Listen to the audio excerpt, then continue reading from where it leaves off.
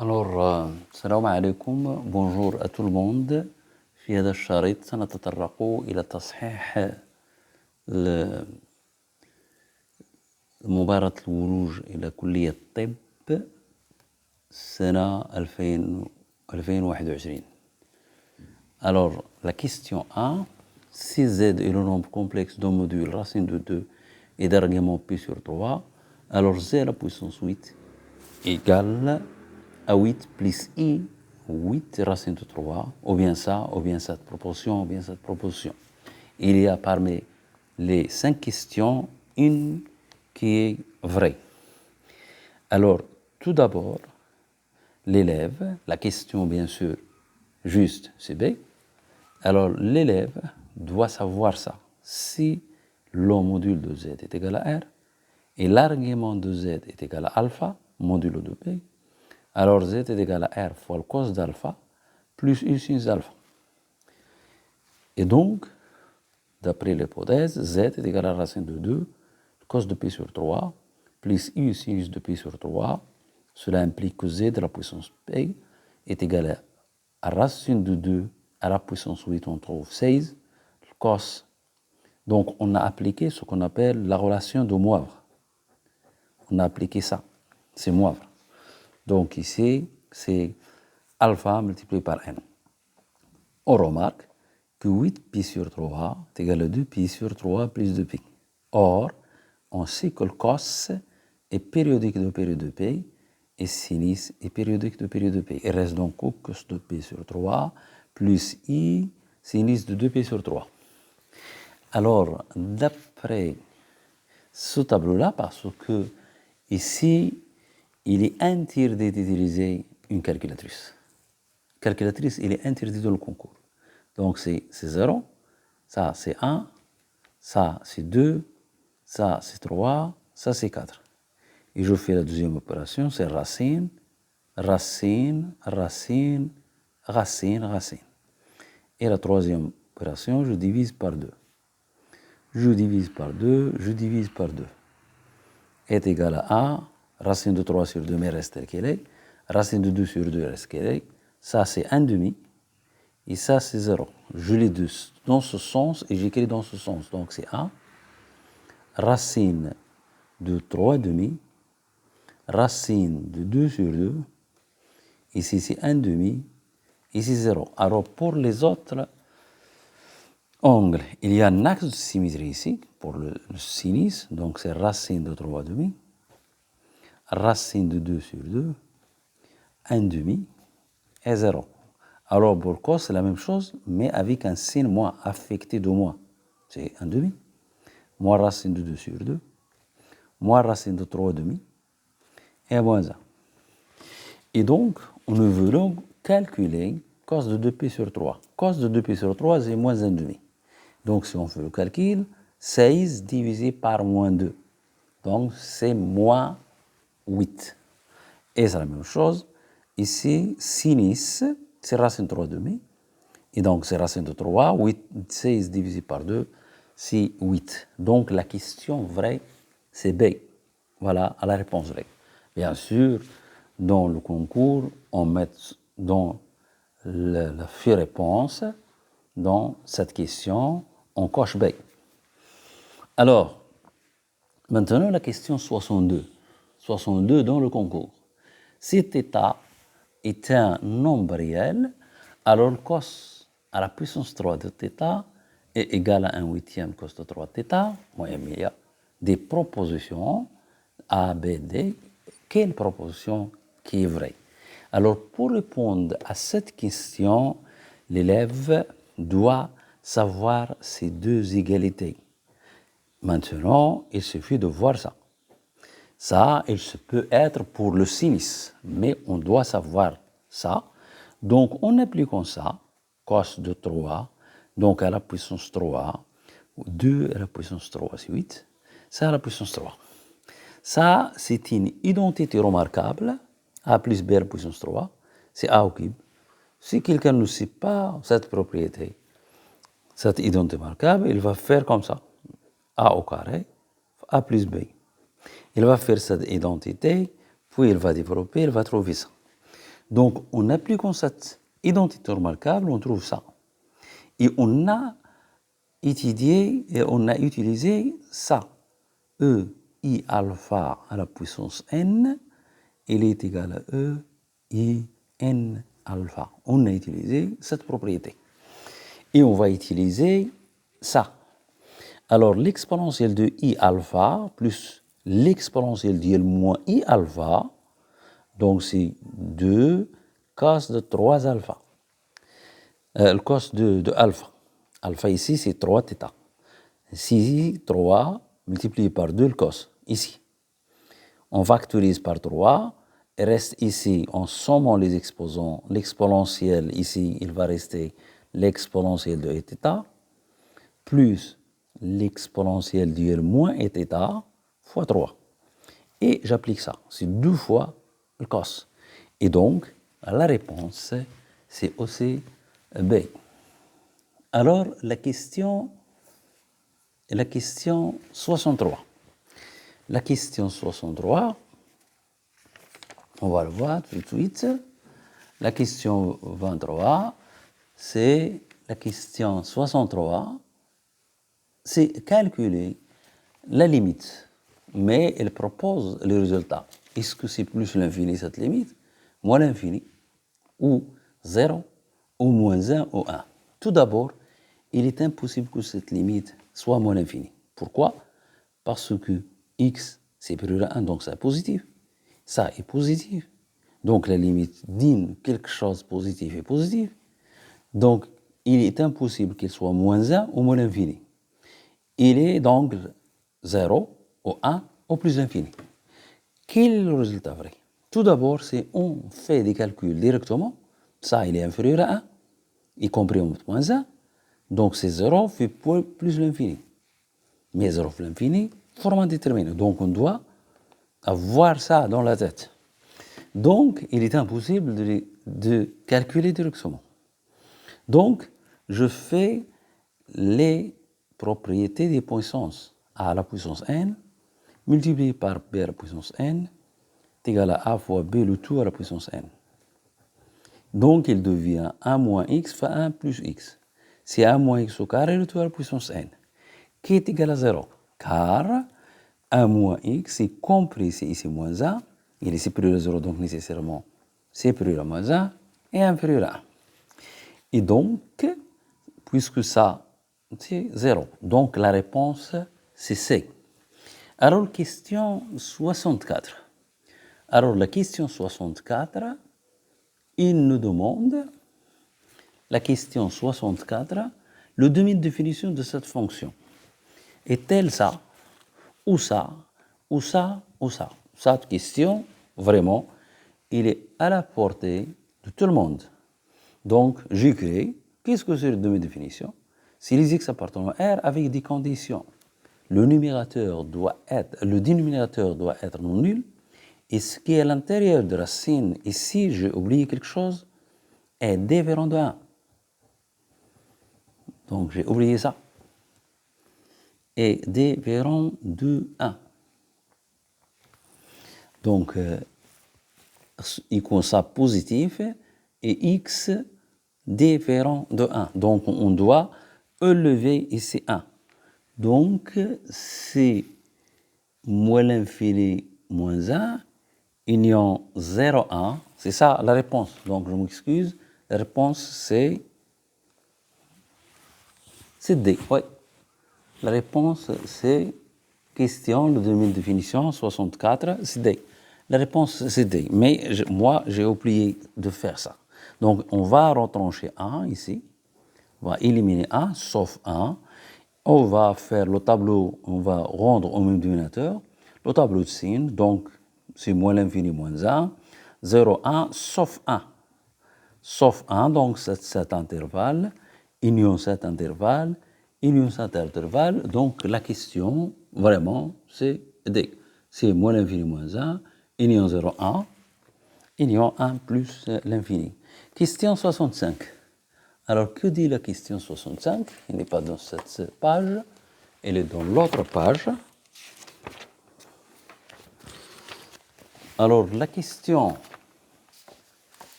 Alors, la question 65, donc ici c'est 65, il nous dit de calculer f' égale. Ça, c'est f, calculé d'une autre façon, f'. La réponse, bien sûr, c'est 2D. Mais on doit calculer. C'est du calcul ici. Il n'y a aucun problème. C'est la dérivée du premier, c'est 2x moins 1, fois l'exponentielle, plus le premier dérivé de l'exponentielle, c'est prime, mais vous n'oubliez pas ça. Ça, c'est l'inverse, c'est moins dérivé de le numérateur, c'est moins 1 sur x carré. Et c'est ça, j'ai mis moins 1 sur x carré, moins avec plus sur moins, on rend le dénominateur, donc la réponse est D. Alors, la réponse ici, c'est D.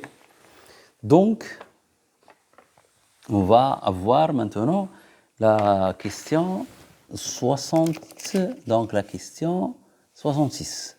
Que dit la question 66? Soit z un nombre complexe tel que l'argument de z moins 1 est égal à 2p sur 3 modulo de p et l'argument de z plus 1 est égal à p sur 3 modulo de p.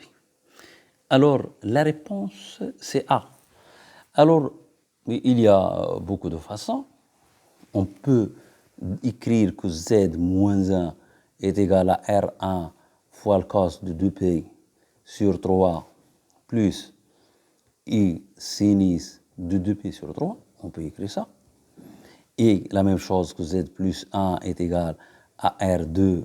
Et j'écris x, le cos de 2p sur 3, et ainsi de suite. Il y a 3 inconnus et 3 équations. Mais ici, c'est facile. Il suffit de faire des... Il est impossible, monsieur, comme ça, parce que z moins 1 racine 3, l'argument c'est p sur 2. Alors, il se peut que ce soit ça. Mais il est impossible qu'il soit ça, parce que 1 moins ça, 1 plus z, c'est 1 plus z, sinus de l'argument, il doit être négatif. Mais ici, dans les deux cas, le sinus est positif. Il est impossible d'être ça. C'est la même chose, il est impossible d'être ça, parce que le sinus de ça ou ça est positif. Ici, éliminé parce que z moins 1, c'est racine 3, l'argument c'est p sur 2. Donc, il y a cette option entre ça et ça. Alors, on va se poser que ça. S'il n'est pas ça, c'est ça. Alors, le module, c'est 2. 1 sur 2 moins racine 3 demi. Alors, plus 1 moins racine 3 demi. Alors, quel est le cos de z moins 1 ici? C'est l'inverse, z moins 1. Donc, c'est moins 1 plus, moins 1 plus. Et vraiment, z moins 1, l'argument c'est 2pi sur 3. Et le module c'est 2, les mouna. Z plus 1, on trouve la même chose. 1 plus racine 3 demi, on trouve P sur 3. Donc, la réponse, c'est A. Ici, il y a simple vérification. Alors, la question 67. Alors, pour répondre à cette question, on doit avoir ça dans la tête. Et en général, ça. Mais maintenant, on a besoin que de ça. Mais, on rappelle ça. 1 plus exponentielle de θ est égal à 2 le cos θ, l'exponentielle de θ. E et alpha plus E et bêta est égal à 2 le cos alpha moins bêta sur 2 l'exponentielle de I alpha plus 2. 1 moins l'exponentielle de θ est égal à 2 I sinus de θ sur 2 est égal fois l'exponentielle de θ sur 2. L'exponentielle de E alpha moins E bêta est égal à 2 I sinus de alpha moins bêta, l'exponentielle de alpha plus bêta. Et donc, on va voir ça. Mais ici, il y a un I. Donc, je dois éliminer ce I. Mais on sait que I, c'est l'exponentielle de I pi sur 2. Et je fais ici le produit de 2. Je ramasse les exposants, c'est ça. Et donc, c'est 2 le cos de 7, cet angle divisé par 2. Donc, divisé par 2, c'est 4, et c'est ça. Et donc, la question, est-ce que le modèle c'est ça, ou ça, ou ça, ou ça? Bien sûr, il y a un 2, il y a un cos. Il n'est pas ça. Il n'est pas ça. Il est soit ça, soit ça. Alors, c'est ça. Mais on doit justifier que ça est positif. Alors, pourquoi ça est positif? Parce que θ plus p sur 4, il est compris entre 2p. θ plus p est compris entre 2p et 0. Donc, si on divise par 4, il est compris p sur 2 et 0. Et le cos dans ce quadrant-là est positif. Et aussi dans ce quadrant. Donc, la réponse ici, c'est C. Donc, c'est du juste. Alors, la question 68. Alors, la limite, est-ce que c'est 0? Est-ce que c'est au moins 4? Est-ce que c'est E4? Est-ce que c'est E, c'est 1? Il y a 5 propositions à choisir la réponse vraie. Pour répondre à cette question, on doit avoir ça dans la tête.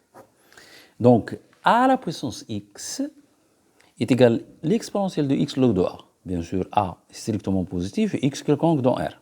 Donc, la limite de n moins 1 sur n plus 1, en plus l'infini, nécessairement ça, il est strictement positif.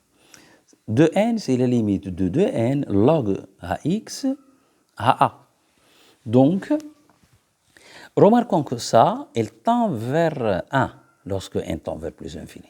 Donc, on va penser à log de x sur x moins 1 lorsque x tend vers 1. Ça, il va jouer le rôle de t. En changeant le variable, log de t sur t moins 1, c'est 1, donc il va donner 1. Ici, après rendre un dénominateur n, il va disparaître avec n, reste compte de moins 2 sur n, le plus haut degré, le plus haut degré. Donc, il va, ici, c'est, je m'excuse ici, c'est moins 2. C'est moins 2, alors moins 2 fois 2, donc ici c'est moins 2 fois 2, donc il va donner ici c'est moins 2 fois 2, il donne l'exponentielle de moins 4. Donc la réponse de 68, c'est B, ce n'est pas D. Elle va donner l'exponentielle de moins 4, parce qu'ici, n moins 1, c'est moins 2. Alors sur n plus 1, n va au numérateur au plus haut degré. 2 fois moins 2, c'est moins 4. Et l'exponentielle de moins 4, ici, c'est 1. Donc, la réponse, c'est l'exponentielle, comme ça, c'est l'exponentielle de 2 fois moins 2, c'est l'exponentielle de moins 4. Donc, la réponse juste ici, 62, c'est B. C'est B qui est la réponse juste. Alors, maintenant, on va passer à la question 69. La question 69, elle est dans le contexte des suites. Donc, la question 69, elle est dans les suites. On doit savoir les suites, connaître les suites.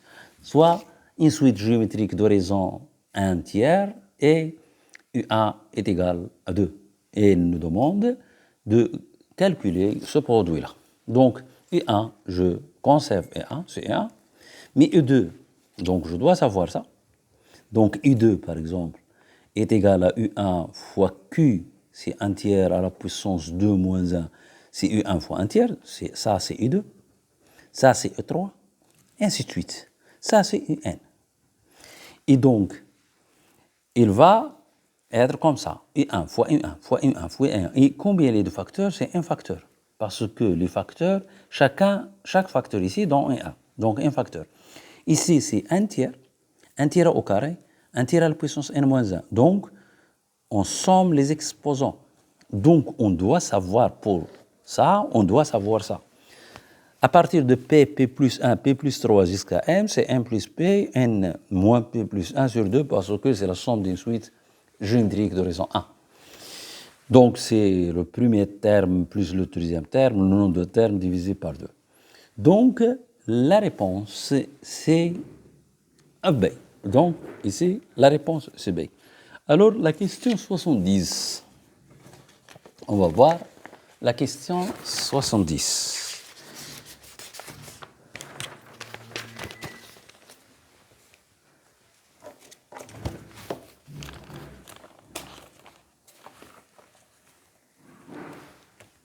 Alors, la question 70,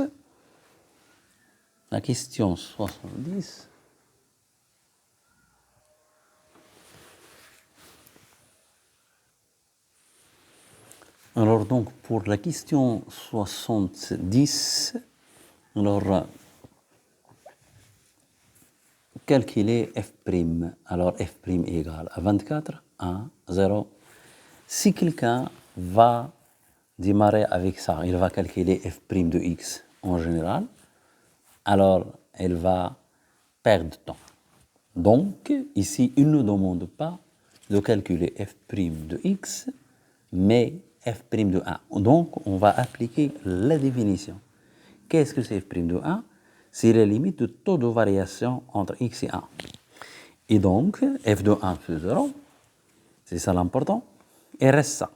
Après simplification, et remplacer x par 1, c'est moins 4 ici, moins 3, moins 2 ici, moins 1.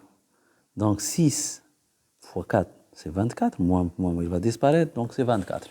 Donc la réponse 70, c'est A. Donc 70, c'est A. Et voilà pour 70. Alors, pour 71. Alors, pour 71, il nous demande est-ce que la primitive de f, c'est ça ou bien ça. Alors ici, il suffit de faire la dérivée de ça. Il ne peut être ça. Donc, ça, il est impossible d'être la réponse vraie. Ici, il se peut. Il se peut. Mais il est loin de ça. Alors, mais si on dérive ça, c'est la dérivée de ça sur log de x carré plus 1 fois prime de ça. Mais fois prime de ça, c'est 2 log de x log prime. Et donc vraiment, c'est une primitive de ça. Est-ce qu'il s'annule 1? Oui, il s'annule 1. Parce que log de 1 c'est 0. 0 plus 1 c'est 1. Et log de 1 c'est 0. Mais l'élève doit savoir ça. Comment on détermine une primitive de i' sur u? C'est log de valeur absolue prime. Ou bien, comment on dérive log de i, c'est i' sur 2. I' sur i. Alors, si on applique ça, ça c'est 2, c'est la dérivée fois x, donc c'est la dérivée sur ça. Et donc, une primitive, c'est ça. Et puisqu'il s'annule 1, c'est la réponse vraie. Donc, la réponse à 71, c'est A. Alors, à 72, il nous demande de calculer cette intégrale. Alors, ça, c'est un polynôme sur un polynôme, ce qu'on appelle une fraction rationnelle. Lorsqu'on a une fraction rationnelle et le degré de ça supérieur ou égal à degré de ça, on doit faire une division euclidienne. C'est-à-dire, on va écrire un polynôme plus un reste, elle sera de degré 1 sur t plus 2. Mais ici, c'est simple. Il suffit de faire apparaître t plus 2 ici. Donc, je factorise par 2. T plus 2, si je développe, c'est 4. 4, je retranche 1 pour avoir 3. Donc, ça est égal à ça. Je fais les règles de calcul des fractions rationnelles. Ça sur ça, c'est 2. Ça sur ça, avec moi. Mais une primitive de 2, c'est 2t. Et une primitive de ça, puisque c'est prime de ça, c'est ça, c'est ça. Et après calcul, on trouve ça. Donc, la réponse, c'est... Alors, la réponse ici, c'est C. Voilà, c'est la réponse, c'est C. Alors, la question 73. La question 73, alors ici, vraiment, il y a un travail à faire. Mais on doit savoir tout d'abord ça.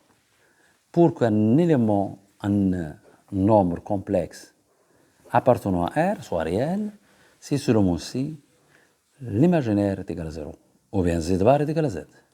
Si appartenant à R, c'est-à-dire imaginaire pur, c'est seulement si la partie réelle de z est égale à 0, ou bien z bar est égal ici, moins z. Alors ici, la méthode classique, on pose z est égal à x plus y, avec x réel et y réel. Et bien sûr, puisqu'on divise par ça, on doit avoir au moins ça, cette écriture. Ça veut dire que x est différent de 0 ou y différent de 0. Et implicitement, l'origine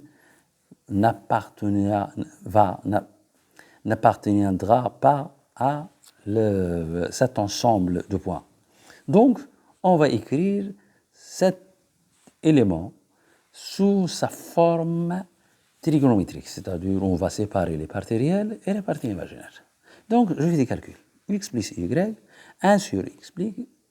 Je fais la multiplication par le conjugu, on trouve ça, multiplication et ainsi de suite. Ouais, on va trouver en fin de compte ça. Donc, pour que ça appartienne à R, sa partie réelle, imaginaire doit être nulle. Mais ça, il est non nul. Donc ça, il doit être nul. C'est ça. Et de plus, ça, il doit être différent de 0, 0. C'est-à-dire au moins X ou Y est différent de 0. Donc ça, il donne Y est égal à 0 ou X carré plus Y est égal à 1 et X, Y est différent de 0. Ça, il donne l'axe des abscisses. Ça, il donne le cercle de centre 0 et de rayon 1. Donc, et ça, on doit retrancher l'origine. Ça, c'est l'origine. Alors, l'ensemble ne contient pas l'origine. D'où, cet ensemble, c'est l'ensemble d'abscisses privé de l'origine, union le cercle de centre O et de rayon 1. Donc, la réponse, c'est E. Donc, la réponse A73, c'est E. Donc, il y a ici un peu de travail. Mais il y a des questions où il n'y a aucun travail. Donc, alors, la question 74. Alors, la question 74,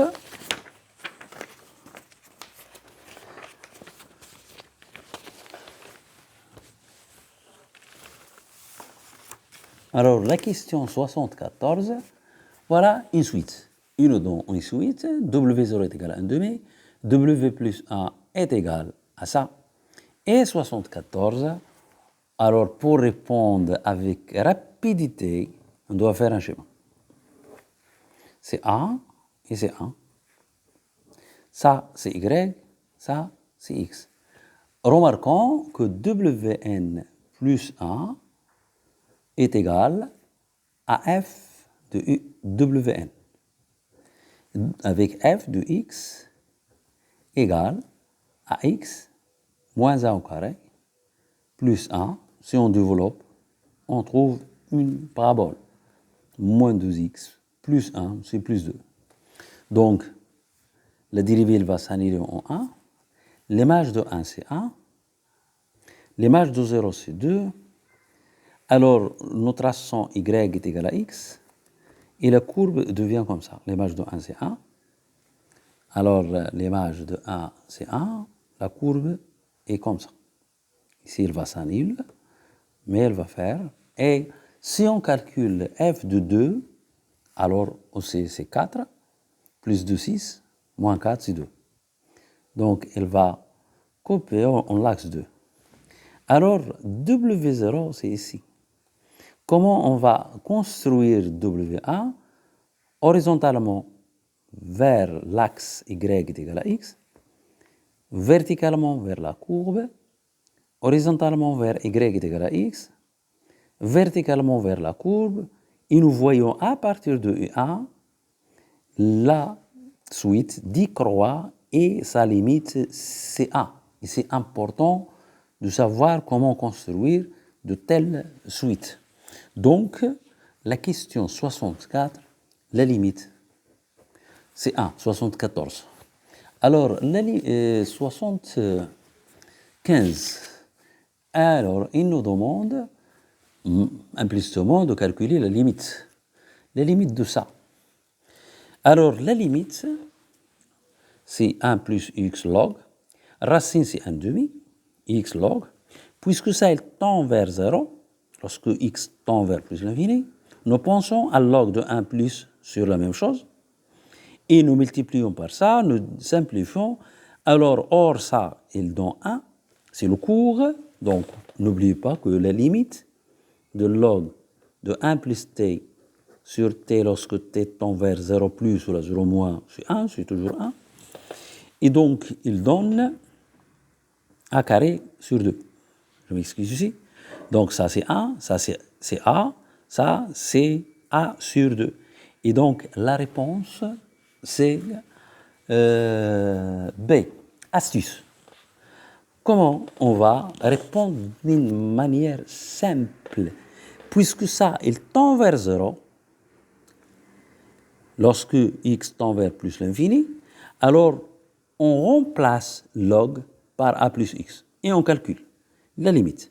Donc si on remplace log ici par a sur x, il devient x, il va disparaître avec x, il devient a sur 2. Je m'excuse ici. Donc la réponse, c'est B. Donc n'oubliez pas que si on veut calculer dans une limite où il y a un produit, si on veut calculer cette limite, il y a une forme indéterminée, nous remplaçons log de 1 plus 1 sur x plus x par a sur x. Alors, c'est ça l'astuce. Si dans une limite, log de 1 plus, si on a dans une limite log de ça, avec ça il tend vers 0, on remplace ça par. Si on a dans une limite ça avec u de x maintenant il tend vers 1, on remplace log de x par ux moins 1. Et voilà, on a répondu à cette limite.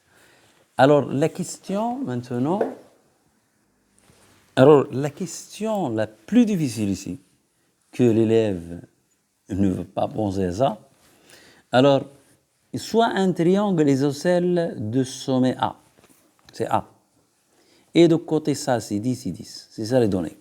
Il nous demande de calculer l'aire maximale du triangle, de trouver l'aire maximale du triangle, de trouver un triangle de l'aire maximale. Ça, il est donné.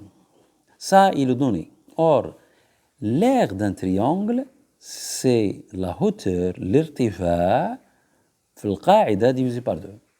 Or, d'après Pythagore, la hauteur au carré, plus y sur 2 le tout au carré, parce que ça c'est y, est égal à 10 au carré, c'est 100. Et on trouve h est égal à racine de 400 moins y carré sur 2. Donc la surface, il dépend de y. C'est une fonction de y. Alors, S', on va dériver par rapport à y cette fonction. Voilà la dérivée usuelle, c'est le produit, un quart, c'est une constante, elle va sortir. Et on trouve, après simplification, c'est ça. Alors, on voit que ça, il s'annule en deux nombres, mais y il est positif, c'est une distance, donc on va considérer l'intervalle 0 plus l'infini. Et il s'annule, lorsque y est positif, 10 racine de 2. Et cette fonction, il est croissante ici, il est décroissante ici, et vraiment, ça, la surface maximale. Ici, 50. Alors, la réponse à 76, c'est B. Voilà, c'est B pour 76. Alors, on va répondre à 67. Alors, 67, il donne une fonction, bien sûr, il admet une fonction réciproque. On peut le justifier parce qu'il est strictement positif. Il est défini sur R étoile plus continu et dans la dérivée strictement positive. Donc, il admet il nous demande de calculer. Alors, on doit savoir ça. Si f est dérivable en A, qui est égal à f moins 1 de B, et f' de A différent de 0, alors f moins 1 est aussi dérivable en B, et f' moins 1 de B est égal à 1 sur f' moins 1 de B, ici. Moins 1 appliqué à B. C'est-à-dire, ça, c'est 1 sur f' appliqué à A. C'est pourquoi il y a cette condition. Donc, le seul problème ici est de trouver A tel que f de A est égal à 2. C'est-à-dire, f moins 1 de 2 est égal à A. Alors, f de A est égal à 2, équivalent, on va résoudre, mais malheureusement, lorsqu'on arrive ici, nous sommes incapables de trouver A d'une manière méthodique et logique. Donc, on est assez invité à inviter notre intuition. L'intuition va jouer un rôle, la remarque. La pertinence de la remarque va jouer un rôle très important. On remarque que f de 1 est égal à 2. C'est simple. 1 plus 1 log de 1, c'est 0. Et donc, ça veut dire que f moins 1 de 2 est égal à 1.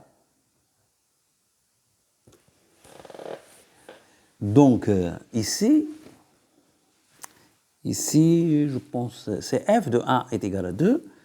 Donc, f' moins 1 de 2, c'est 1.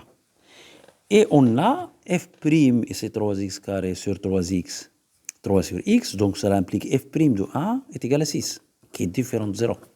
Et donc, la réponse, c'est 1 sixième. Voilà, la réponse, c'est B. C'est 1 sur l'inverse. Donc, c'est 1 sixième.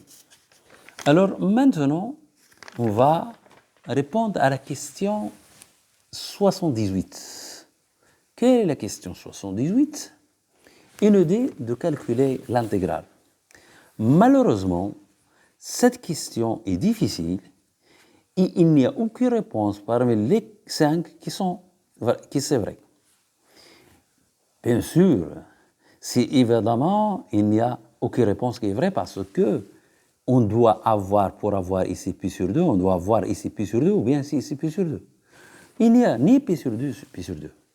Mais la question, elle est classique. C'est une faute de frappe. C'est ici, c'est pi sur 2. Alors, si on suppose que c'est pi sur 2, et ça, il se pose toujours dans les examens, les concours, donner ça, 2. Alors, on doit calculer ça. Mais est-ce qu'on peut trouver une primitive directement? Ça, c'est le produit. Je ne peux pas appliquer. Il n'y a pas de propriétés concernant le produit de deux fonctions. Donc, je dois faire des intégrations par partie. Si, maintenant, ici, c'est indifféremment. V I' ici, V ici, c'est la même chose. Si I' c'est X, c'est sinus. Donc, U, c'est moins le cos. Parce que le cos prime, c'est moins sinus avec un C moins.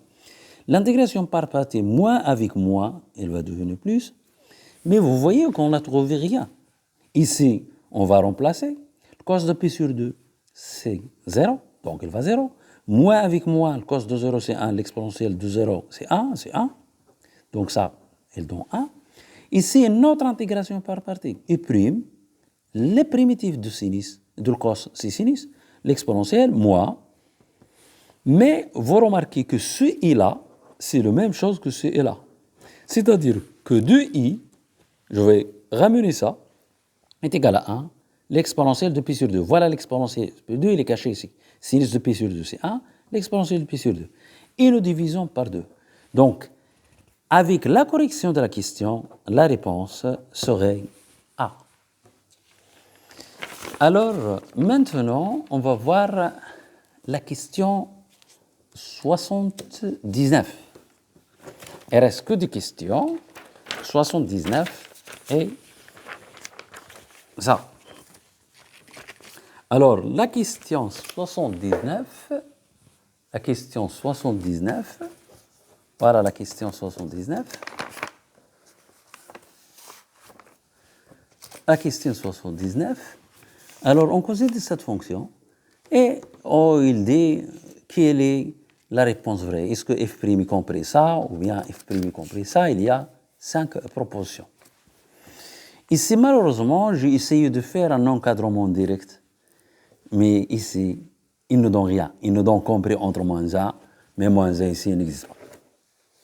Maintenant, on va faire des encadrements qui sont un peu sophistiqués, avec des outils, ce n'est pas juste standard. Alors, on va calculer f seconde. Alors, f seconde, si on calcule f seconde, c'est ça. Alors, f', c'est ça.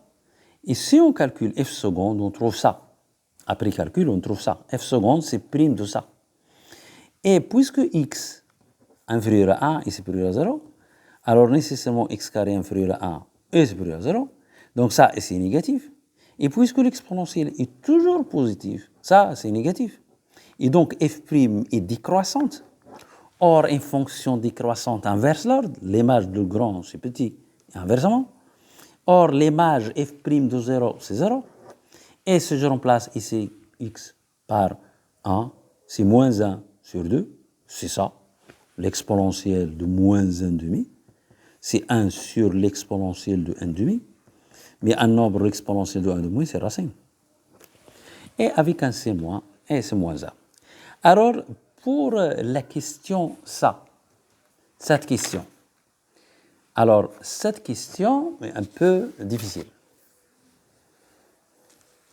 Alors la réponse, elle sera D, mais comment on va trouver D? C'est avec un raisonnement un peu, on va répondre à cette question. Alors, si A, c'est par hasard A ici, il est inférieur ou égal à 0. Si par exemple il est égal à 0, ça, il sera 0. Et ça, il sera plus l'infini. Donc, il n'a pas de limite finie. Donc, A, il doit être nécessairement supérieur strictement à 0. A. Il ne peut être que strictement à 0. Donc, A est positif. X, il est positif. F de X peut s'écrire comme ça. Je vais entrer à X en racine, il devient A carré X carré, fois X, c'est X puissance 3, AB X carré. Alors, si A différent de 1, la limite est égale à l'infini. Pourquoi? Parce qu'on va factoriser ici par ça, par X à la puissance 3, et on trouve plus l'infini, enfin un nombre non nul, un nombre réel non nul, donc c'est l'infini. Donc, nécessairement, A est égal à 1, parce qu'il est positif et différent de 1. Si différent de 1, c'est l'infini, donc, nécessairement, A est égal à 1. Alors, dans ce cas, A est égal à 1, f de x, il devient comme ça. Après multiplication par la partie conjuguée, parce qu'il y a un format déterminé, il y a simplification, on trouve ça. Ici, pour des astuces, on va remplacer ça par le plus haut degré. C'est racine de x à la puissance 3. Racine de x à la puissance 3. Donc, c'est 2x à la puissance 3,5. Parce que racine de a, c'est a à la puissance 1,5. Et on va remplacer ça par ça. Donc, ça, il va devenir ça. Ça, il va devenir ça. C'est de l'astuce, ce n'est pas de la solution. On doit répondre à la solution. Donc, on doit... Et après, on va faire des calculs, il sera comme ça. Or, si B différent de 2, alors ça, il tend vers plus l'infini. On le sait, le racine en plus l'infini, c'est plus l'infini. Et si D est différent de 2, on doit avoir, c'est l'infini. Donc, nécessairement, B est égal à 0. Donc, la réponse, A est égal à 1 et B est égal à 0. C'est-à-dire D. Alors, au revoir et à la prochaine vidéo pour une autre correction d'un autre examen.